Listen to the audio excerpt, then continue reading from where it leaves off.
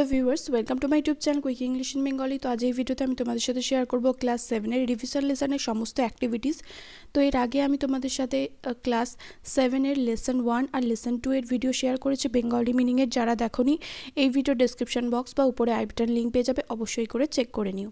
তো রিভিশন লেসনটা তোমাদের রিকোয়েস্টেই আমি শেয়ার করছি। তোমরা অনেকেই আমাকে কমেন্ট করে বলেছো, দিদি রিভিশন লেসনের অ্যাক্টিভিটিসগুলো একটু দেখিয়ে দাও।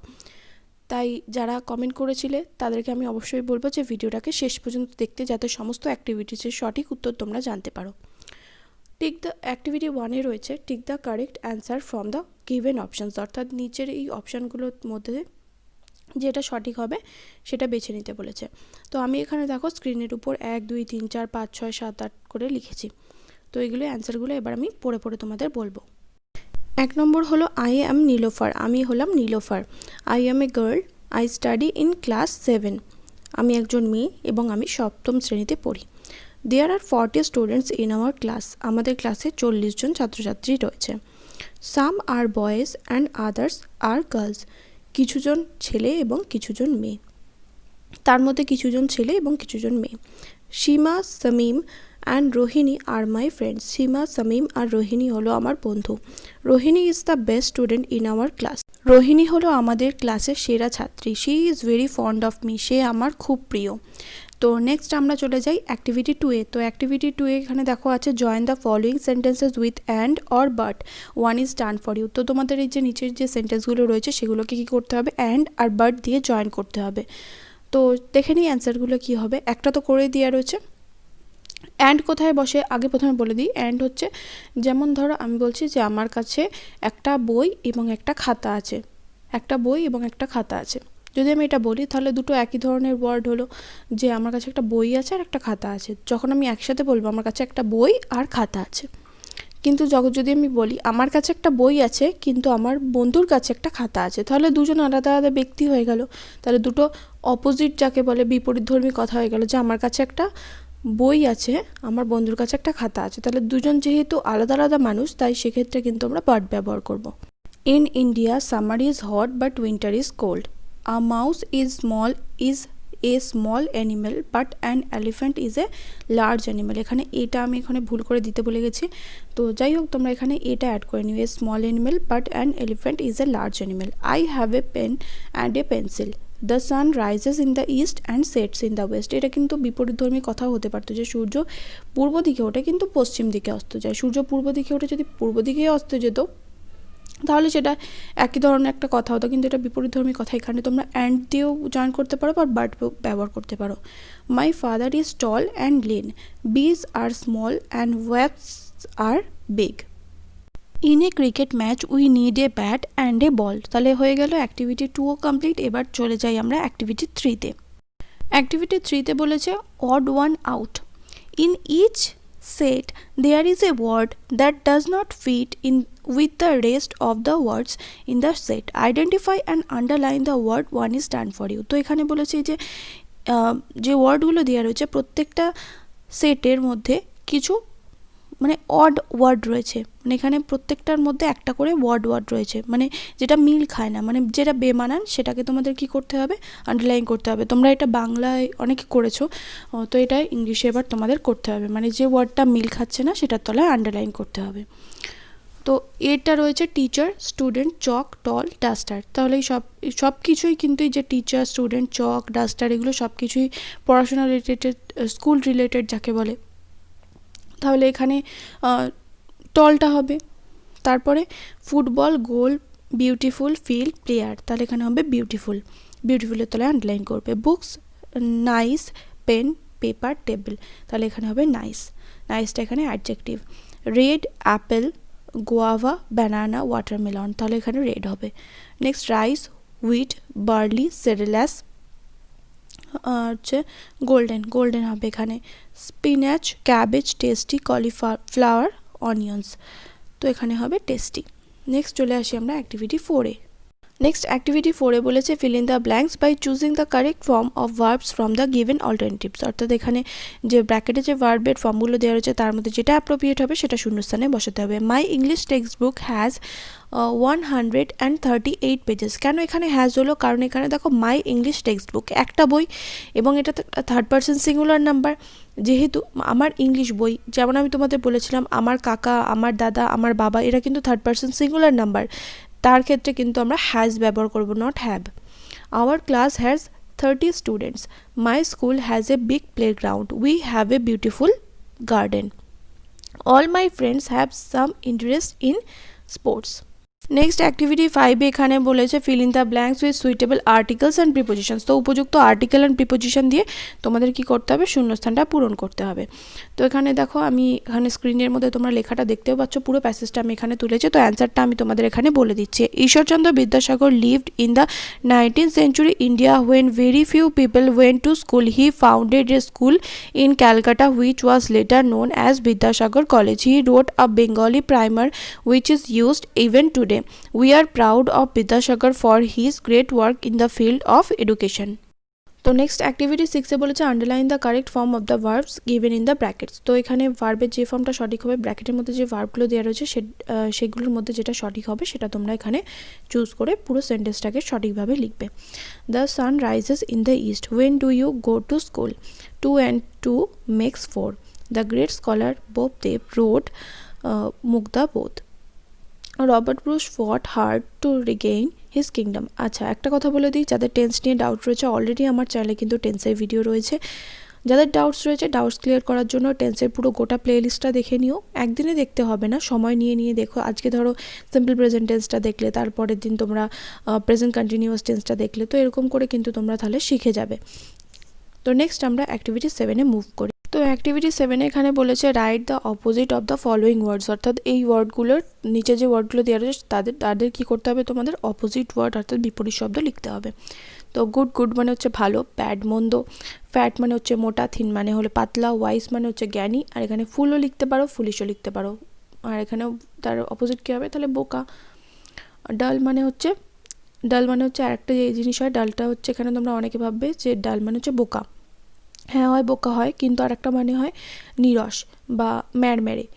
নিরস না, অ্যাকচুয়ালি ম্যাড়মেড়ে বলা দরকার। তাহলে এখানে তোমরা আর একটা অপোজিট ওয়ার্ড লিখতে পারতে, এখানে ইন্টেলিজেন্ট না লিখে ব্রাইটও লিখতে পারো। নেক্সট এখানে ওল্ড হবে নিউ বা ইয়ং। তোমরা সবাই ওল্ডের মানে জানো। ওয়ার্ম মানে হচ্ছে গরম, আর কোল্ড মানে হচ্ছে শীতল, যাকে বলে উষ্ণ আর শীতল। কাইন্ড হচ্ছে দয়ালু, আর ক্রুয়েল হচ্ছে নিষ্ঠুর। হ্যাপি থেকে হবে আনহ্যাপি। টল থেকে হবে শর্ট, টল মানে হচ্ছে লম্বা, শর্ট মানে বেটে।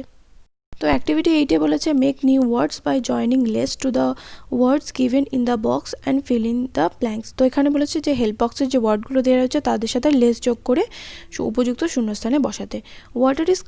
Water is a colourless liquid. জল হলো একটা বর্ণহীন তরল। কালারলেস মানে হচ্ছে বর্ণহীন। Rita was restless as she had fever. Restless মানে কি হবে সেটা তোমরা আমাকে কমেন্ট করে জানাও, কারণ এর আগের ক্লাসে রেস্টলেস তোমরা ওয়ার্ডটা পেয়েছিলে, আর ওটা পেয়েছিলে তোমরা ওই যে কেপলারের যে স্টোরিটা ছিল গুড বাই টু দ্য মুনে, ওখানে কিন্তু রেস্টলেসটা পেয়েছিলে। তাই রেস্টলেস ওয়ার্ডের মানে আমি এখানে বলবো না, তোমরা আমাকে কমেন্ট করে জানাবে। People often become homeless during a natural calamity. মানুষ প্রায়ই গৃহহীন হয়ে পড়ে। হোমলেস মানে হচ্ছে গৃহহীন হয়ে পড়ে ডিউরিং আ ন্যাচারাল ক্যালামিটি, প্রাকৃতিক দুর্যোগের সময়। আর snake is harmless if not disturb. যদি একটা সাপকে বিরক্ত না করা হয় তো তাহলে সে কোনো ক্ষতি করে না। হার্মলেস মানে যে ক্ষতি করে না। The king became powerless after his brother betrayed him. রাজা ক্ষমতাহীন হয়ে পড়েছিলেন যখন তার ভাই তাকে প্রতারণা করেছিল। A sentence is meaningless without a verb. Meaningless মানে হচ্ছে অর্থহীন। তাহলে একটা সেন্টেন্স বা একটা বাক্য ভার্ব ছাড়া বা ক্রিয়া ছাড়া অর্থহীন। নেক্সট আমরা চলে আসি অ্যাক্টিভিটি 9-এ। অ্যাক্টিভিটি 9-এ বলে যে your friend has written this passage. তোমার বন্ধু এই প্যাসেজটা লিখেছে, but there are mistakes in every line. কিন্তু প্রত্যেকটা লাইনের মধ্যে কিছু না কিছু ভুল রয়েছেই। Underline the mistakes and correct them, one is done for you. তো তোমাদের কী করতে হবে? মিস্টেক্সটাকে কারেক্ট করতে হবে এবং তারপর সেগুলোকে আন্ডারলাইন করতে হবে। তো হিস্ট্রি অফ চেস, অর্থাৎ চেজের ইতিহাস, দাবার ইতিহাস। তো আমি এখানে মানে পুরো প্যাসেজটাকে জাস্ট যে জায়গাগুলো ভুল রয়েছে সেই জায়গার অ্যান্সারগুলো আমি ঠিক করে দিয়েছি। পুরো প্যাসেজটা তোমরা স্ক্রিনের উপর দেখতে পাবে। তো এখানে অ্যান্সারগুলো আমি তোমাদের পড়ে বলে দিচ্ছি, তোমরা একটুখানি বইতে বা খাতায় এগুলো লিখে নাও। Almost 2000 years ago, a board game was played in India. It was called Chaturanga. It was very popular among kings, warriors, and scholars. Chaturanga means four limbs. It represents the four groups of the army: the warriors who fought on elephants, the chivalry, the charioteers, and the infantry. From India, the game went to Persia, where it was called Shatranj. Some of the words we now use in chess were used in Persia. The term checkmate was earlier called Shahmat, or the king is dead. From Persia, the game went to Europe. The game has now been called chess. তো তাহলে হয়ে গেল তোমাদের এই পুরো প্যাসেজটা। এবার next তোমরা চলে আসো অ্যাক্টিভিটি 9-এ। অ্যাক্টিভিটি 9-এ কী বলেছে দেখো, অ্যাক্টিভিটি 10-এ চলে আসো। অ্যাক্টিভিটি 10-এ বলেছে what do you call the people who live in the following countries, one is done for you. এই যেখানে নিচে যে কান্ট্রিগুলোর নাম লেখা রয়েছে, যেমন ইন্ডিয়ার মধ্যে যে মানুষগুলো থাকে তাদেরকে কি বলা হয়, ইরানে যে মানুষগুলো থাকে তাদেরকে কি বলা হয়, অর্থাৎ সেই মানুষের ন্যাশনালিটি তোমাদের এখানে লিখতে হবে। ইন্ডিয়া হবে Indian, Iran Iranian, Italy Italian, Russia Russian, Canada Canadian, America American, China Chinese, Nepal Nepalese, Japan Japanese, Pakistan Pakistani, England English. Activity 11-এ বলেছে make sentence with the following adverbs. তো এই নিচে যে অ্যাডভার্বগুলো দেওয়া রয়েছে সেগুলো দিয়ে তোমাদের বাক্য রচনা করতে হবে। তো আমি এখানে অ্যান্সারগুলো লিখেছি, দেখে নাও তোমরা। স্লোলি মানে ধীরে ধীরে, the old man walk slowly, বৃদ্ধ মহিলাটি ধীরে ধীরে হাঁটে। আচ্ছা, এই মেক সেন্টেন্সগুলো ছাড়া যদি তোমরা অন্যভাবে করতে চাও দেন অবশ্যই করে সেগুলো আমাকে কমেন্ট করে জানিও, কারণ মেক সেন্টেন্স অর্থাৎ বাক্য রচনা তোমরা নিজেদের মতো করেও করতে পারো। ফাস্ট মানে হচ্ছে দ্রুত, the horse runs very fast, ঘোড়াটি খুব দ্রুত দৌড়ায়।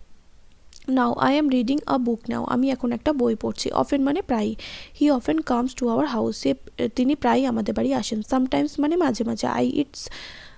এখানে একটা ভুল হয়েছে, সেটা হচ্ছে আমি এখানে এস যোগ করে দিয়েছি, তোমরা একটুখানি প্লিজ ঠিক করে নাও। আই এর সাথে কখনোই এস বসে না, এখানে ইটের সাথে এস হবেই না কোনো মতে।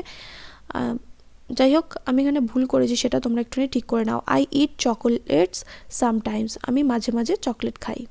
অ্যাক্টিভিটি 12-এ বলেছে write the past form of the following words, অর্থাৎ এই ওয়ার্ডগুলো তোমাদের কী করতে হবে, পাস্ট ফর্ম লিখতে হবে। তো প্রথমটা রয়েছে পুট মানে হচ্ছে রাখা, পুট হবে। মিট মানে হচ্ছে সাক্ষাৎ করা, মেট হবে। জাম্প মানে হচ্ছে লাফানো, জাম্পড হবে। স্লিপ মানে ঘুমানো, স্লেপ্ট হবে। ক্রাই হচ্ছে ঘুমানো, ক্রাই মানে কাঁদা বা চিৎকার করা, ক্রাইড হবে। নেল মানে হচ্ছে হাঁটু গেড়ে বসা, তাহলে এখানে নেলড হবে। অ্যাক্টিভিটি 13-এ এখানে ব্র্যাকেটে যে ভার্বগুলো দেওয়া রয়েছে সেগুলোর সঠিক কোন ফর্মটা হবে সেটা শূন্যস্থানে বসাতে হবে। এর আগেও তোমরা করলে এটা।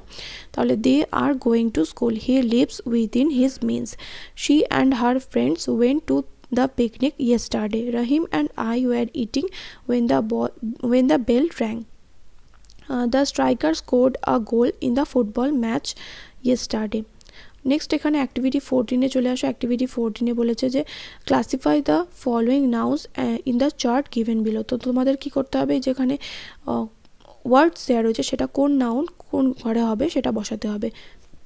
তো আমি এখানে এক্সট্রা করে এরকমভাবে ছক করে তোমাদের মতো করে লিখিনি, যেরকম বইতে লেখা রয়েছে। তো আমি এখানে জাস্ট যেগুলো কমন নাউন সেগুলো লিখে দিয়েছি, প্রপার নাউন কোনগুলো লিখেছি, আর বাকি ম্যাটেরিয়াল নাউন কোনটা, অ্যাবস্ট্রাক্ট নাউন কোনটা, কালেকটিভ নাউন কোনটা সেগুলো লিখেছি। তো তোমরা বলে দিচ্ছি তোমাদের উত্তরগুলো। কমন নাউন হচ্ছে cow, girl, dog, teacher, television, table, ring, bench, football. Proper noun হচ্ছে Vidyasagar, Robert Bruce, Rabindranath. Material noun chalk. আর অ্যাবস্ট্রাক্ট নাউন হচ্ছে অনেস্টি, ফ্রেন্ডশিপ, ট্রুথফুলনেস, এনমিটি মানে হচ্ছে শত্রুতা। কালেকটিভ নাউন হচ্ছে ফ্লিট, হার্ড আর ক্লাস। তাহলে হয়ে গেল অ্যাক্টিভিটি 14 শেষের সাথে সাথে ক্লাস 7-এর রিভিশন লেসনের সমস্ত অ্যাক্টিভিটিস কমপ্লিট হয়ে গেছে। যদি তোমাদের কোনো পার্টিকুলার রাইটিংয়ের উপর ভিডিও চাই দেন অবশ্যই করে কমেন্ট করে জানিও। দেখা হবে নেক্সট ভিডিওতে। Till then by.